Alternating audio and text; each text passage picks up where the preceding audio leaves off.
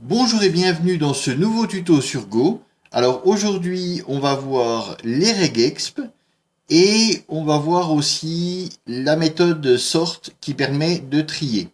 Et surtout comment faire un tri personnalisé. Alors on va démarrer par les regexp. Alors ici je ne vais pas détailler toutes les regexp parce que déjà je suis loin d'être un expert et c'est pas vraiment le but de ce tuto.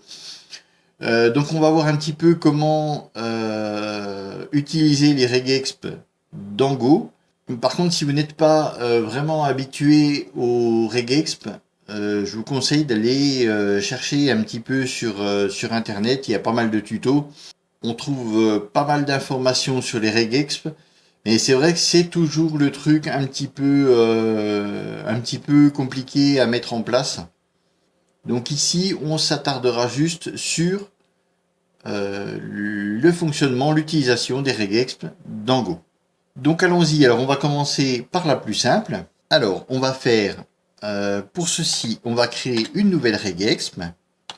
Donc on va utiliser une méthode qui va renvoyer un résultat et une erreur. Ici, on va appeler le paquet regexp. Voilà. Et on va commencer par la méthode. Oui, il n'y en a pas non plus, il y en a pas énormément. On va commencer par la méthode matchString qui prend un pattern sous forme de string, donc un pattern de regexp, et une string, et qui va renvoyer donc un booléen et une erreur. Donc tout simplement, on va lui passer le pattern, on va lui passer la string à vérifier, et lui il va renvoyer true ou false si la string match le pattern ou pas. Donc vraiment utilisation hyper basique. Donc on va faire un petit pattern. Mettons qu'on veuille vérifier une adresse mail. Donc je vais faire voilà. Ici je vais mettre test at ouais, allez, si on veut, hein, gmail.com. Et ici donc on va construire notre pattern. Alors ici on va vouloir avoir déjà un caractère alphanumérique. Donc le /w minuscule, l'anti-slash w minuscule va nous permettre de récupérer un caractère alphanumérique. Ici on veut qu'il y en ait, on s'en fout, de 0 à l'infini. Donc on va mettre l'étoile. Donc là jusqu'à présent on va demander à récupérer des caractères alphanumériques et on se fout de savoir le nombre, de 0 à infini. Donc ici, on a bien des caractères alphanumériques. Ensuite, il y aura un arrobase. Et puis, à nouveau, des caractères alphanumériques. Donc ici, ce sera pour le nom du domaine et après on va vouloir récupérer l'extension. Donc toujours un nombre non déterminé et ici on va dire qu'on va vouloir accepter donc on va mettre après ce sera suivi d'un point et au final alors ici ce qu'on va faire parce qu'on pourrait mettre des caractères alphanumériques mais dans ce cas-là, on pourrait rentrer n'importe quoi. Donc, les adresses ne seraient pas valides. Donc ici, on va vouloir accepter que des adresses en FR ou en .com. Donc, on aura nos caractères alphanumériques d'un nombre indéfini. On aura notre point ici. Et ensuite, on veut FR et .com. Donc, on va faire FR. Le pipe, qui va faire office de OU. Et .com. Donc ici, il prendra que les adresses qui se termineront par .fr et .com. J'aurais pu en rajouter d'autres, hein, .de, .se, ce que vous voulez, .u, voilà. Donc là, ça va nous permettre de vérifier que l'adresse internet, l'adresse mail rentrée correspondent à ce standard-là. Donc voilà, ici on n'encadre pas dans des slash comme certaines notations de regexp. On met la regexp directement dedans. Donc ensuite, on n'aura plus qu'à tester. On va tester l'erreur. Allez, if erreur. Pour une fois, on va pas la bypasser.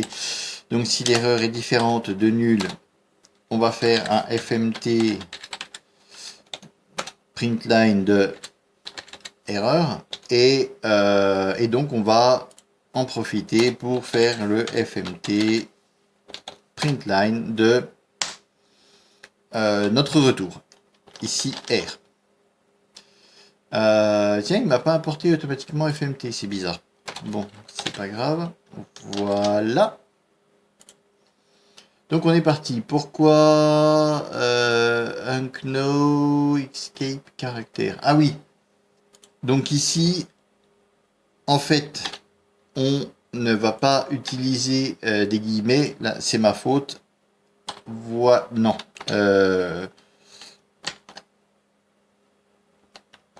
On va utiliser des backticks.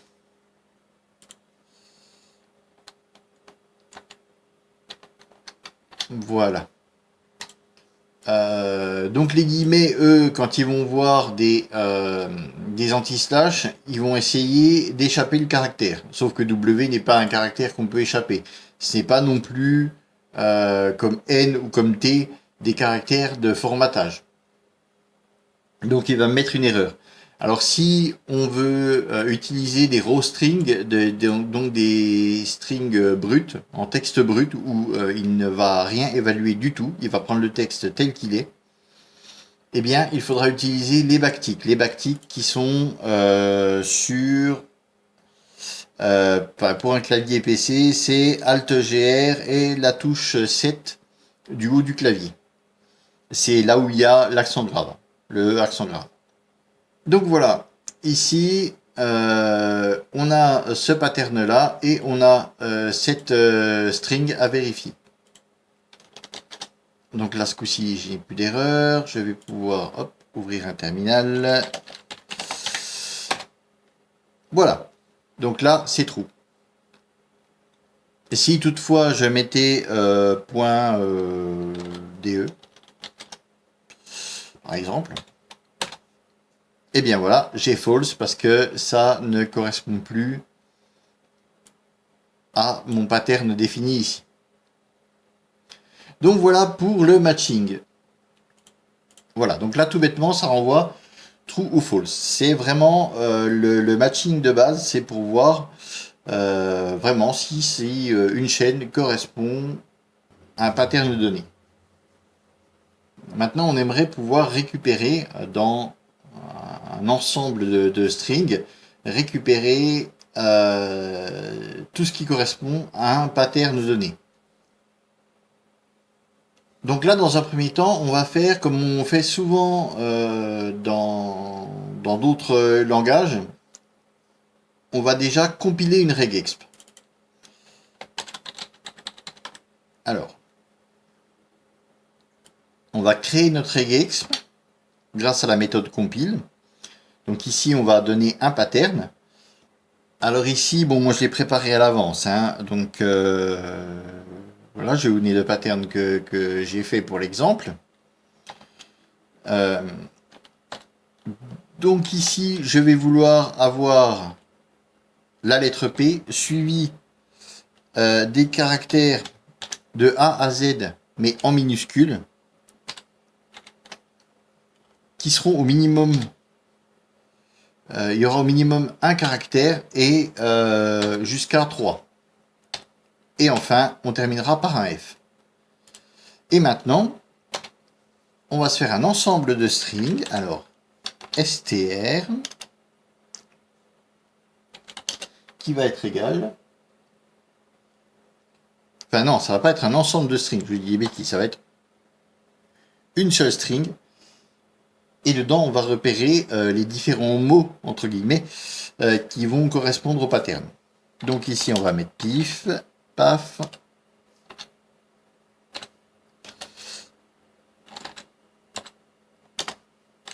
Pouf, pouette. Et plouf. Et je vais même mettre PF aussi, tiens. Donc voilà, c'est complètement ridicule, mais ça correspondra bien à mon exemple. Donc maintenant, on va garder notre gestion d'erreur là, parce qu'elle ne nous dérangera pas. Hein. On voit que ici, la méthode compile renvoie bien, donc elle va renvoyer un objet regexp, enfin un pointeur sur un objet regexp et une erreur. Donc on va récupérer R ici.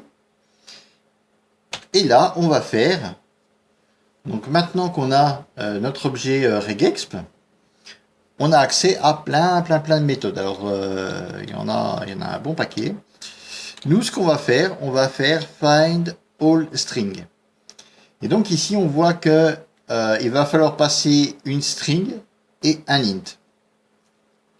Donc dans une chaîne de caractères, il va nous renvoyer, donc ici on voit qu'il nous renvoie un slice de string, donc il va nous renvoyer un tableau qui va contenir tous les mots contenus dans la string.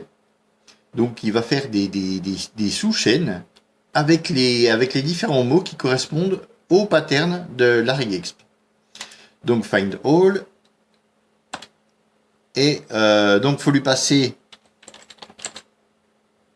le string qu'on a appelé ici str, et ensuite il va falloir lui passer un entier. Alors qu'est-ce que cet entier? Donc cet entier, en fait, c'est le nombre le nombre de matching qu'on veut récupérer. C'est-à-dire qu'ici, donc à première vue, on voit qu'il va y en avoir 1, 2, 3, 4 qui correspondent. Normalement, ces deux-là ne devraient pas correspondre, puisqu'ici, il n'y a rien du tout au milieu. Ça commence bien par P, ça se termine par F, mais il n'y a rien dedans. Et puis là, ça se termine pas par F. Donc ici, si on voulait, on pourrait en récupérer qu'un. Alors, par contre, ça va être dans l'ordre. Donc si je mets 1 ici, il récupérera automatiquement le premier. Il ne me prendra pas le deuxième ou le troisième. Ou voilà. Donc si je veux, je peux en récupérer que 2. Donc il suffit de le mettre ici. Alors si je veux tout récupérer, parce qu'on voit qu'il veut absolument un int, si je veux tout récupérer, en fait, il faut que je mette une valeur négative. Donc a priori, n'importe quelle valeur correspondrait, dès l'instant où elle est négative. Mais en général, on met -1. Voilà. Mais normalement, en mettant -23, c'est pareil, ça marcherait. C'est une valeur négative. Donc ici, si l'entier est négatif, eh bien, il prendra tout ce qui correspond. Il va renvoyer un slice de string avec tout ce qui correspond à ce pattern-ci. Eh bien, donc, allons-y. Voilà. Alors, hop, on va relancer le truc. Voilà. Donc, on voit bien qu'il m'a pris pif, paf, pouf et plouf. Parce que ça correspond...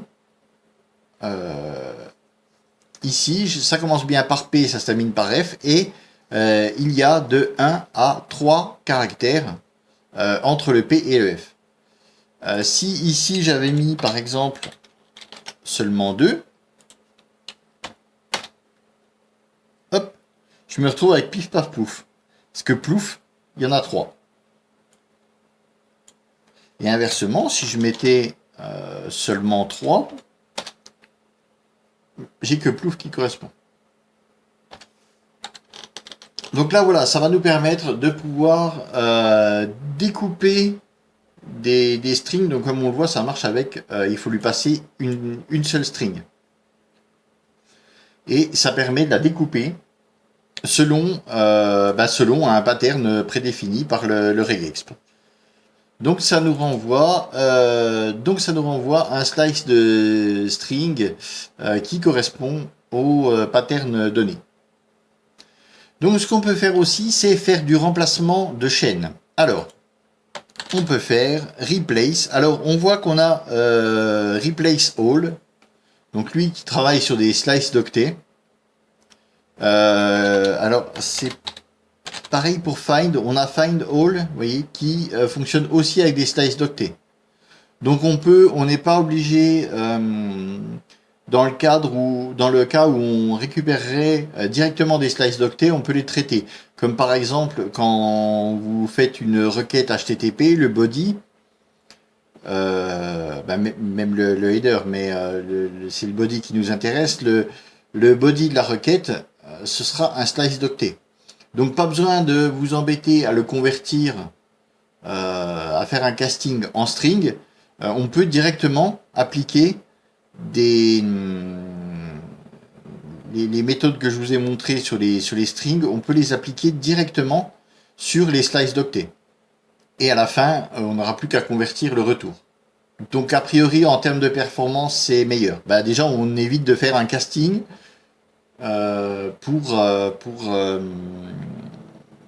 pour faire la conversion du slice d'octet. D'autant plus que si vous faites ça dans le cadre d'une appli web, vous interrogez une API par exemple, ou quoi que ce soit via une requête HTTP, vous allez récupérer un slice d'octet que vous allez transformer en string, traité par une regexp, retransformer le résultat qui sera une string en slice d'octet pour pouvoir le renvoyer à l'utilisateur.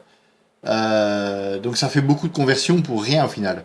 Donc on peut, voilà, comme ça, la plupart des méthodes que je vais vous montrer avec les strings, elles fonctionnent avec des slices d'octet de manière native. Donc j'en étais à mon remplacement. Donc on va faire replace all string. Donc on voit ici qu'il me prend un string une string en source et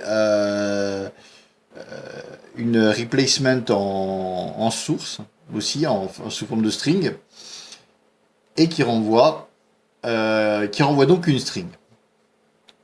Donc en fait tout simplement il va me prendre tous ces caractères là, tous les caractères de la string. Donc il va appliquer la regexp comme on a fait avec le find all string, mais dès qu'il les aura trouvés, il va remplacer par un autre pattern en fait. Alors on va faire replace all string, voilà.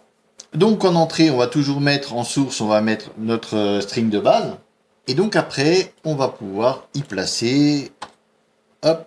On va y mettre ça comme un code secret, hein, mettons. On va mettre 3 étoiles. Alors, ouais, on va partir comme ça. Hop là. Voilà. Donc on voit qu'il a remplacé tous les mots qui correspondaient à mon pattern par ce que j'ai défini ici. Donc ici c'est 3 étoiles. Alors bien sûr, ça ne correspond pas au nombre de caractères réels. Hein. Voilà. C'est juste pour faire le remplacement de ce qui correspond au pattern. Donc voilà, grâce à ça, on peut modifier directement la string d'origine en passant via un pattern de regexp. Donc on peut la modifier avec une chaîne de remplacement. Alors les regexp ici, alors c'est pas le cas partout, mais elles acceptent des sortes de raccourcis qui sont issus des systèmes POSIX. Donc ici, au lieu de mettre de A à Z en minuscules, il existe, alors c'est pareil, on trouve ça aussi facilement sur internet, hein. Donc on met des doubles crochets et dedans on va faire 2 points, lower, 2 points.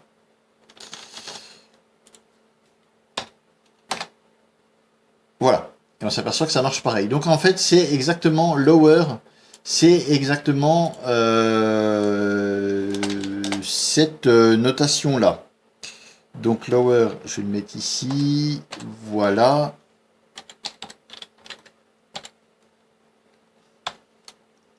Lower, c'est égal finalement à oui, je vous dis pas de bêtises. Voilà, c'est égal à A-Z. Donc tout ce qui est Donc toutes les lettres de A à Z en minuscules. Donc il y a plusieurs, comme ça, allez voir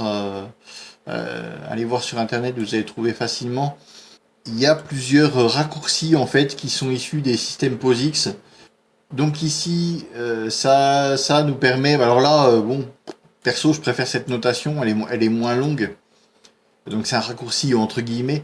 Mais il y a, par exemple, on a alphanum qui permet d'avoir des caractères alphanumériques. Pareil, tout à l'heure, on avait utilisé ça.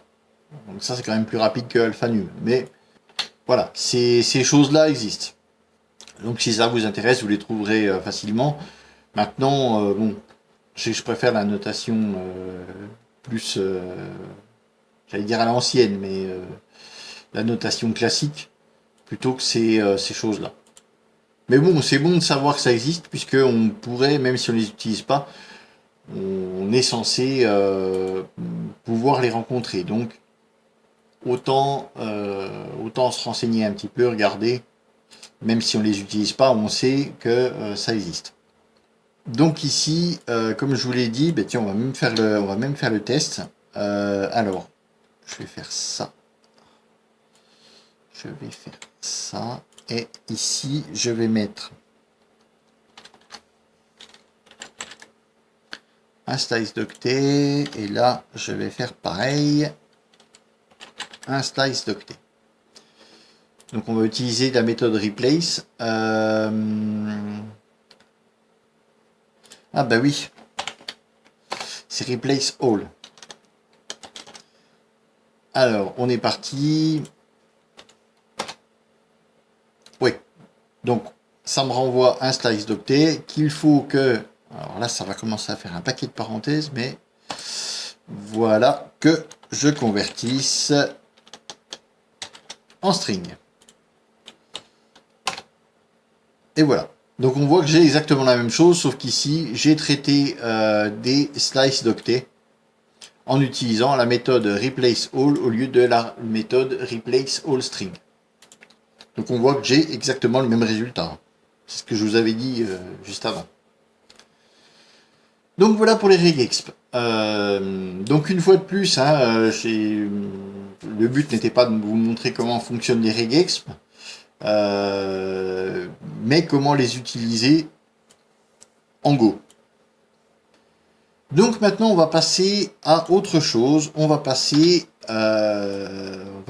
aux méthodes de tri. Je vais garder FMT parce que je vais sûrement m'en servir. Alors, hop, on va cleaner l'écran, nickel. Donc c'est bien d'avoir des slices, d'avoir des tableaux, tout ça, mais on aimerait bien aussi pouvoir les trier, les ranger dans un ordre précis. Donc pour ça, je vais faire... Alors je vais faire, voilà, un ensemble de strings. Ouais, on va faire ça. Ça, voilà. Donc je vais faire un ensemble de strings. Alors je vais mettre ici E, B, ensuite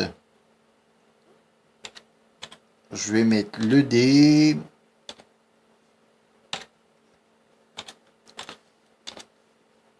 le A et le Z. Voilà, donc là j'ai un ensemble de strings, donc c'est des strings avec un seul élément. Et on va mettre des entiers. Alors, qui sera pareil, un ensemble d'int. Donc ici, on va mettre 3, 5, 2, 4, 1, 8, 25, par exemple. Donc, comment trier ceci? Donc ici, on a le paquet sort. Alors, sort, on va l'appeler, bim. Alors, dedans, on voit qu'on a sort int, et on voit d'ailleurs que ces méthodes ne renvoient rien. Et on a le sort strings. Donc lui, il prend en paramètre un tableau de string. Donc allons-y. On va mettre sort strings. On va mettre nos strings dedans. Et on va faire pareil ici pour les int. Alors, on va appeler ça entier. Voilà. Et maintenant, on va faire un petit print line de chacun. FMT print line de strings et line d'entier. Hop, allons-y.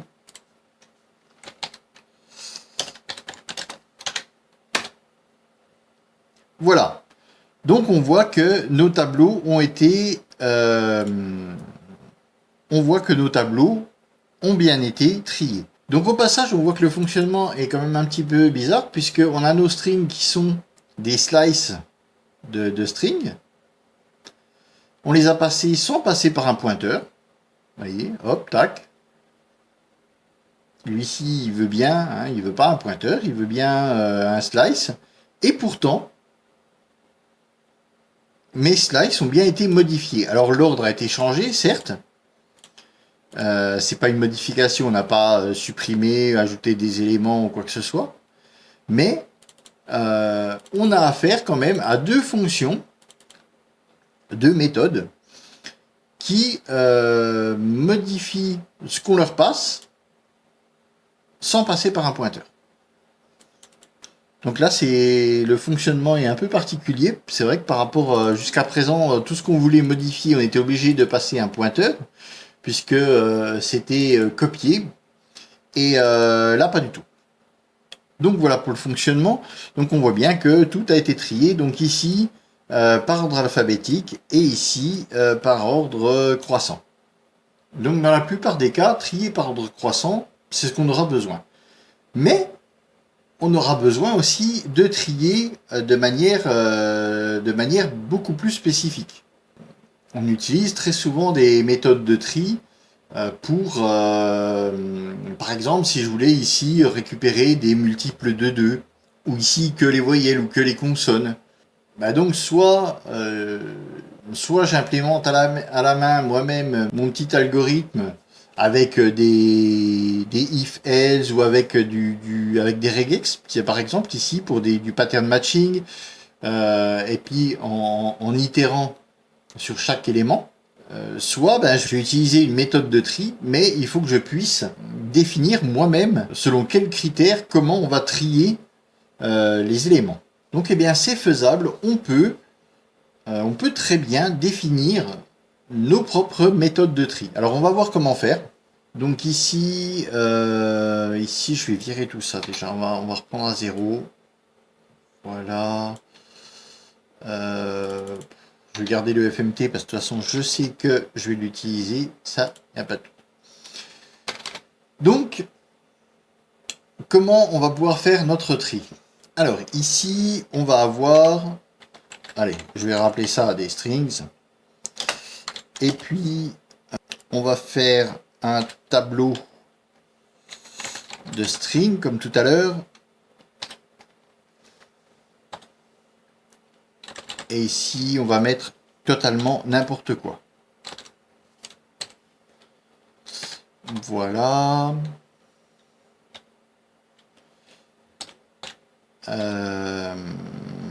Voilà. Donc, on va vouloir... alors là, c'est pas des vrais mots, hein, mais on va vouloir trier selon la longueur.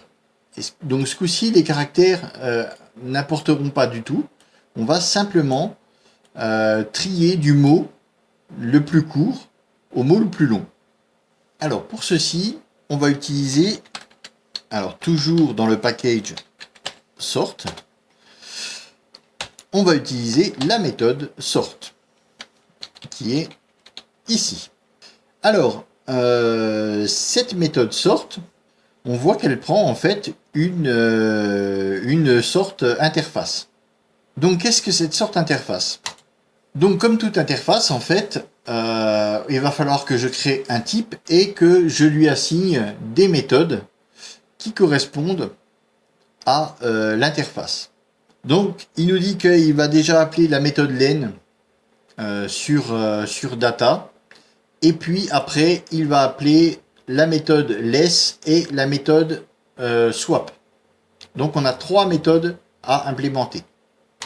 Donc, on va commencer par faire notre type sur lequel on va aller greffer nos 3 méthodes. Puisque nos méthodes, il faut bien les accrocher sur quelque chose. Alors ici, par contre, ce ne sera pas une struct. Ici, on va faire en fait du type aliasing. Donc, on va définir un type comme pour la struct. On va faire byLength. Puisqu'on veut... non, on va utiliser du camel case, voilà. Puisqu'on veut classer par taille, tout simplement. Donc, byLength, ici, on va lui définir... Donc, jusqu'à présent, on avait utilisé le mot-clé type dans le cadre de struct, mais on peut très bien, par exemple, si je fais ça, ici, on a défini un nouveau type qui s'appelle byLength, et qui est en fait, on appelle ça du type aliasing, qui est en fait ni plus ni moins qu'un type string. Donc c'est un alias du type string. Mais simplement, quand je vais mettre des méthodes dessus, ces méthodes seront disponibles sur le type byLength, qui lui-même est un type string. Hein. Mais donc, ces nouvelles méthodes seront disponibles sur byLength, mais pas sur les autres variables de type string. Le string, lui, reste inchangé. Par contre, byLength va hériter, en fait, c'est un petit peu comme voilà, un petit peu comme de l'héritage finalement. Donc, il va hériter du type string. Il va en avoir toutes les méthodes, tout le fonctionnement, mais on va pouvoir y rajouter nos propres méthodes dessus. Donc ici, c'est pas une string que je veux trier, c'est un slice de string. Alors on peut faire ça avec tout ce qu'on veut. Hein. Après, tout dépendra de notre méthode de tri. Ici, on veut trier un slice de string et ordonner ce qu'il y a à l'intérieur, les éléments, par le nombre de caractères, donc par leur taille. Donc voilà, donc je vais créer un nouveau type qui correspondra à ce que je veux créer, à ce que je veux trier, tout simplement. Ici, je veux trier ce type de données, donc mon nouveau type sera du même type en fait. Ce sera un alias de slice de string. Bien, maintenant que j'ai fait mon type, il va falloir que je lui attache ces fameuses méthodes. Les méthodes len, swap et less. Alors, on va commencer par la méthode len. Alors, toutes ces méthodes sont les mêmes pour tout type de tri. Ici, j'aurais pu trier des int, voilà. Là, on va simplement trier les strings. Donc, je vais attacher déjà dans un premier temps la méthode sur mon type byLength. Donc, je vais utiliser S comme référence pour byLength. Ensuite, je vais appeler ma méthode len. Donc, on va avoir une méthode len qui va nous renvoyer un int. Voilà. Alors, la méthode len, elle, ce qu'elle va faire, elle va compter le nombre d'éléments. Tout simplement, donc en fait, ces 3 méthodes qu'on va implémenter, c'est les méthodes qui servent au mécanisme du tri. Donc, dans un premier temps, il a besoin de savoir le nombre d'éléments qu'il y a à trier. Donc ici, c'est pas compliqué et ce sera très souvent comme ça. Donc ici, on va faire un return de len, justement. Voilà, de len s. Donc ici, on va renvoyer tout simplement la longueur du tableau. Alors, de toute façon, quand vous allez utiliser des ensembles comme ça, eh ben, il n'y aura pas 36 solutions. Hein. Dès l'instant où vous utilisez des ensembles, len, eh bien, c'est la longueur de cet ensemble. La plupart du temps, c'est ce que vous allez retourner. Vous allez retourner len de votre type, en fait. Donc là, rien de bien compliqué. Ici, il va nous renvoyer 4, puisqu'il y a 4 éléments. Oui, il va le renvoyer, mais nous, on ne le verra pas. Hein. On n'aura pas ce retour-là. C'est le mécanisme interne de sort. C'est sort qui va appeler ces méthodes-là. Donc voilà. Donc après, on a la fonction. Donc une fois qu'on lui a donné le nombre de caractères, il va falloir... Alors, par laquelle je commence... On va... Voilà, on va refaire... Ah ben, on va faire la méthode swap, comme ça on sera débarrassé. Allez, hop, voilà, swap. On va la faire comme ceci. Voilà. Donc la méthode swap, elle ne va rien renvoyer. Donc c'est celle qui va servir à permuter les éléments à l'intérieur, donc ici, de la slice. Donc comment elle fonctionne? Eh bien en fait, on va passer ici 2 index. Alors ici, on va les appeler I et J. Vous allez voir, finalement, c'est hyper simple. Donc ici, elle va prendre en paramètre 2 index qui seront des int. Donc en fait, ça va être les index de cette slice. Et ici, on va lui dire que S à l'index I et S à l'index J seront égales à S index J et S index I. S minuscule, ce sera mieux.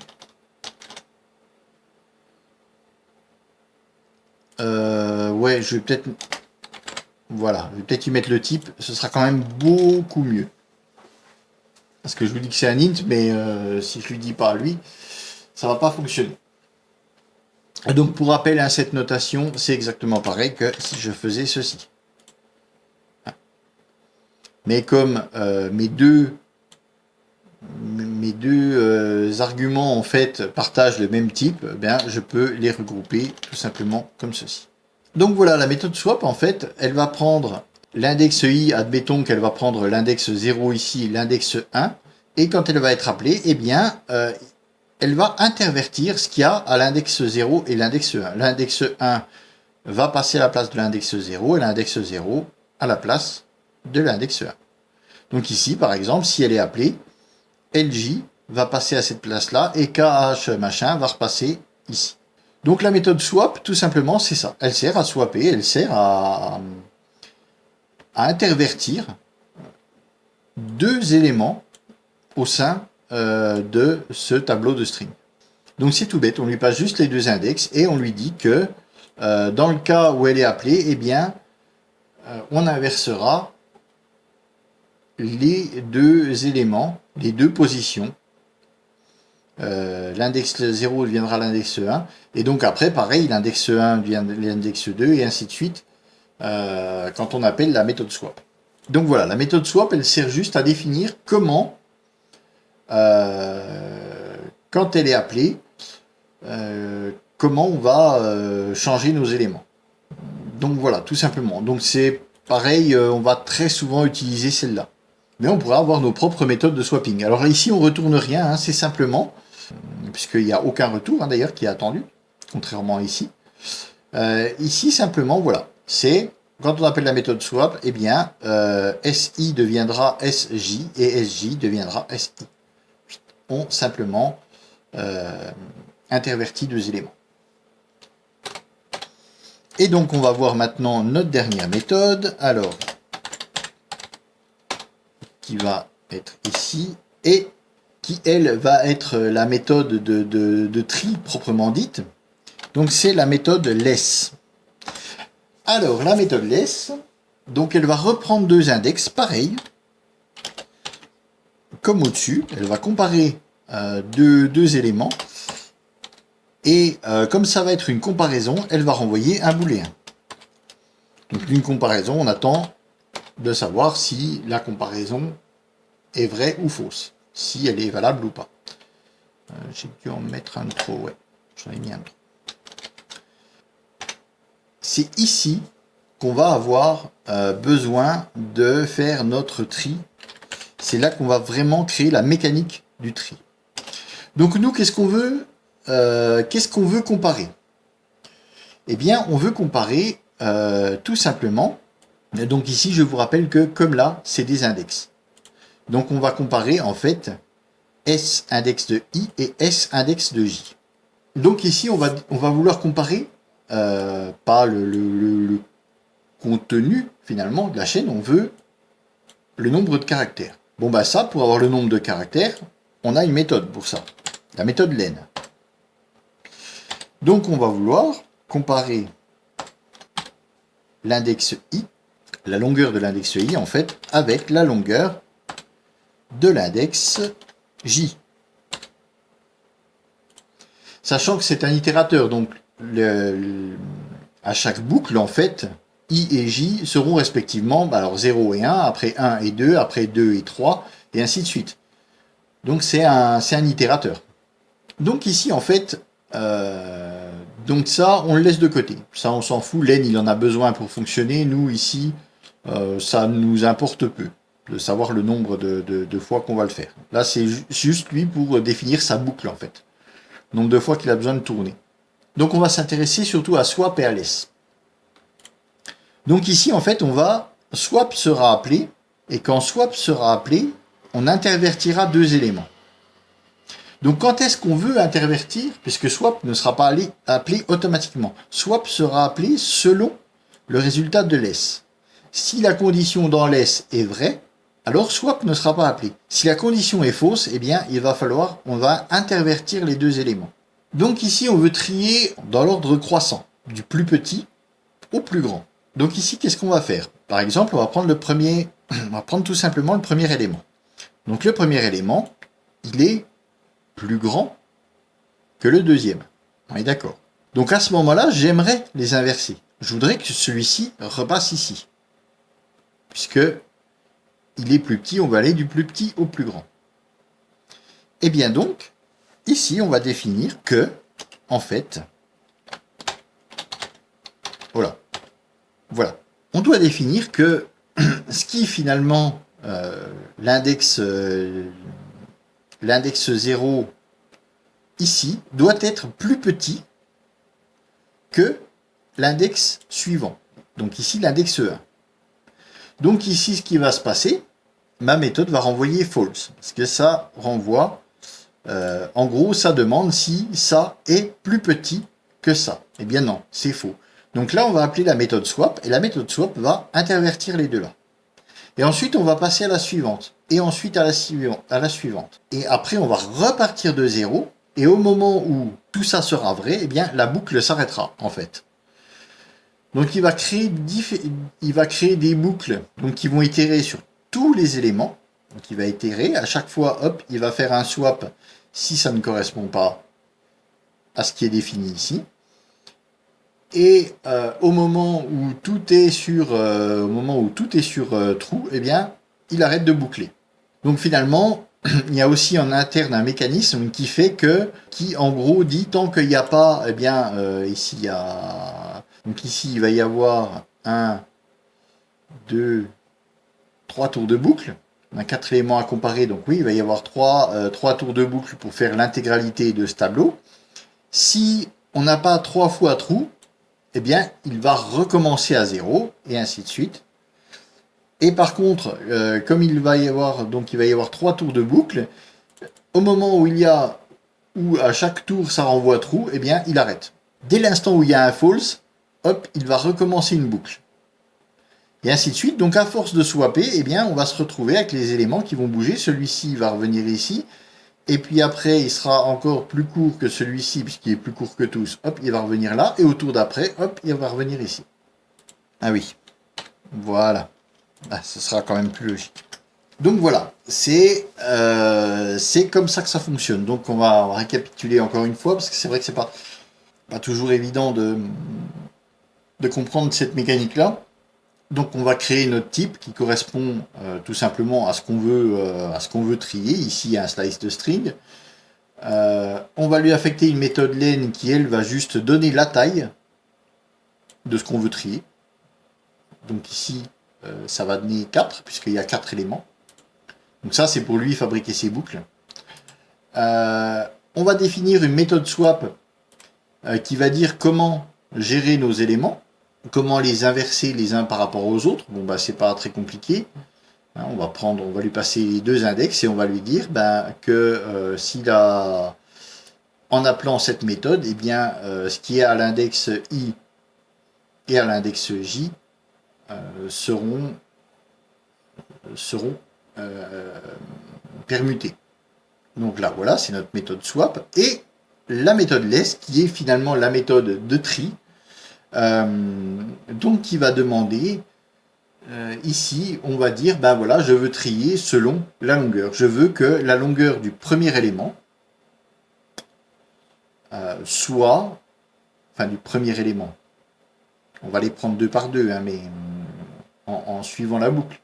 Mais voilà, la longueur d'un élément soit plus courte que la longueur du précédent. Et donc, si c'est le cas, bien, on passe à la paire d'éléments suivante. Et si c'est pas le cas, eh bien, on appelle la méthode swap qui, elle, va inverser les deux. Donc, voilà comment fonctionne cette méthode de tri. Alors maintenant, eh bien, maintenant, on va lui passer notre objet byLength.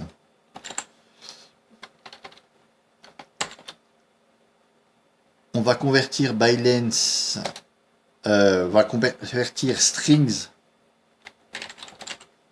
en objet byLength. Donc il n'y a pas de souci puisque mon objet strings, en fait, c'est un slice de string. Donc comme byLength est du même type, ils sont compatibles, donc il n'y a pas de souci pour faire du casting.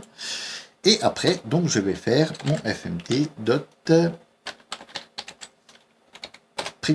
de strings. Bah oui. Voilà. Alors allons-y, maintenant il est temps de voir si ça marche. Hop. Voilà. Donc, là, ça m'énerve. Donc voilà, on a trié dans l'ordre du plus grand au plus petit. Donc notre méthode marche. Ici, ce qu'on aurait pu faire, on aurait pu directement, parce que c'est un type à part entière, hein, donc j'aurais très bien pu faire comme ceci. Voilà. Hop. Voilà. On voit que ça fonctionne aussi. Hein. Je peux directement utiliser le type plutôt que m'embêter à faire un size de string. Donc voilà, ça fonctionne pareil, hein, vu que c'était les mêmes types. Donc voilà, on a vu que ça fonctionnait. Maintenant, si je veux faire l'inverse, je peux très bien. Voilà. Si maintenant je demande à ce que l'élément en cours soit plus grand que l'élément suivant, eh bien pas de souci. Donc maintenant, hop, mon tableau est trié dans l'autre sens. De l'élément le plus long à l'élément le plus court. Alors maintenant, ce qu'on va faire, on va en refaire une quand même, pour bien voir ceci. Donc on va faire nombre. Et maintenant, je vais vouloir trier des int. Alors, 1, 2, 3, 4, 5, 6, 7, 8, 9, 23, 15, 46, 18.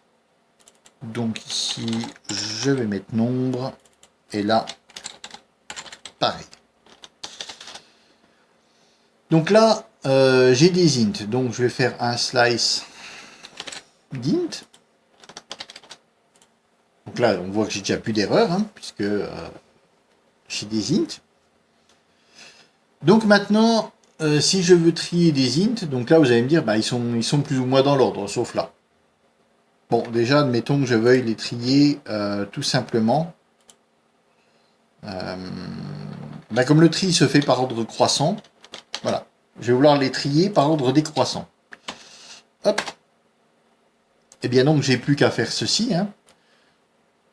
Donc là, dans ma méthode de tri, donc ici, j'ai rien touché. La longueur du tableau, ce sera toujours le nombre d'éléments.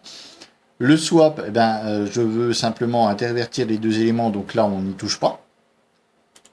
Et la méthode less, simplement, maintenant, je lui dis que l'élément en cours, je veux qu'il soit supérieur, donc en termes de valeur, je veux qu'il soit supérieur à l'élément suivant. Et donc, voilà, c'est trié comme ça. Je pourrais très bien trier, alors, on va mettre ça comme ça. Je pourrais trier par modulo, par exemple. Donc ici, si je fais ça comme ça maintenant, voilà. Donc, j'ai tous les éléments pairs ensemble et tous les éléments impairs qui sont après. Donc vous voyez, comme ça, on peut avoir des tris qui sont beaucoup plus complexes. L'important, c'est de retourner un booléen. Et donc, du coup, le booléen va faire que les éléments vont être swappés ou pas. Donc, par exemple, si j'avais fait ça...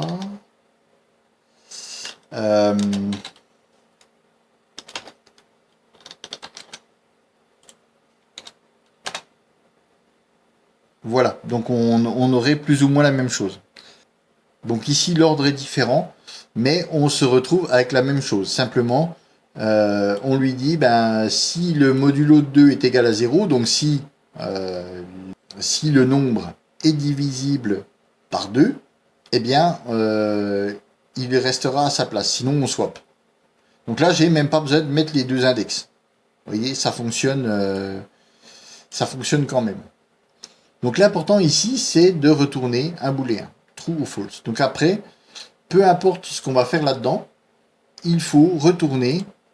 Donc ici, je retourne l'égalité, là, qui va être vrai ou fausse. Mais je pourrais avoir tout un tas de choses, tout un tas de critères. L'important, c'est qu'à la fin, je retourne un booléen. Donc il faut le traduire sous forme de vrai ou de faux. Donc voilà, alors par contre là, ici, on ne fait que, avec cette méthode-là, on ne fait que du swap.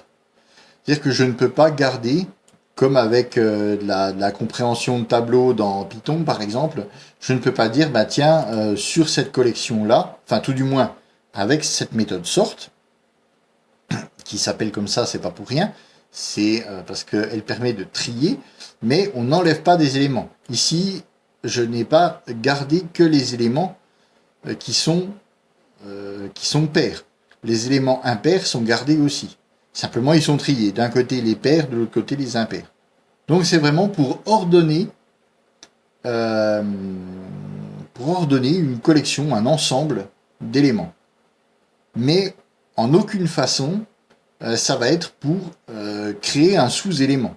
Pour ça, il faudra faire autrement. Alors, on peut les ordonner dans ce cadre-là, mais ils seront ordonnés. On n'enlèvera pas ou on n'ajoutera pas d'éléments avec cette méthode-là. C'est justement pour classer. Donc finalement, le mécanisme est un petit peu... il faut arriver à se le mettre en tête. Mais après, vous voyez là, rien qu'en changeant, en triant des int, j'ai changé ça ici et j'ai changé ma méthode de tri. Le reste n'a pas bougé. Donc la plupart du temps, ces deux méthodes-là, il faut les implémenter parce qu'on vous donne le choix. Le swapping, il vous donne le choix. On peut faire un swap différent. Là, franchement, j'ai pas d'exemple, je vois pas trop l'intérêt, mais on pourrait vraiment faire un swap différent.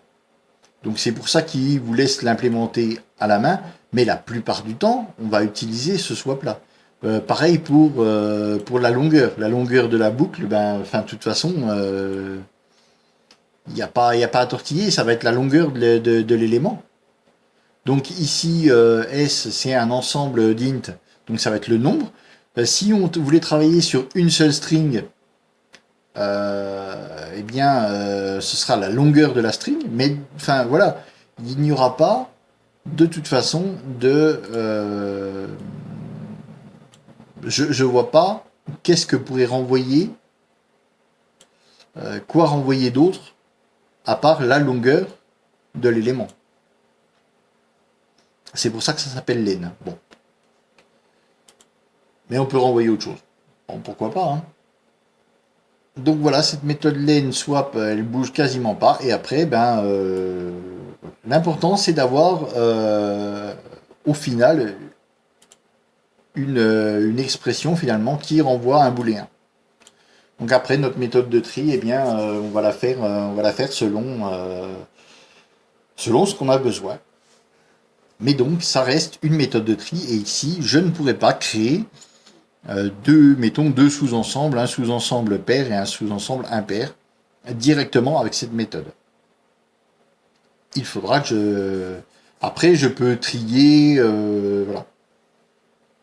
Je peux trier et puis intégrer ce tri dans une autre méthode qui me permettra de sortir un slice avec que ce qui m'intéresse. Mais la méthode de tri elle-même, elle sert uniquement à trier.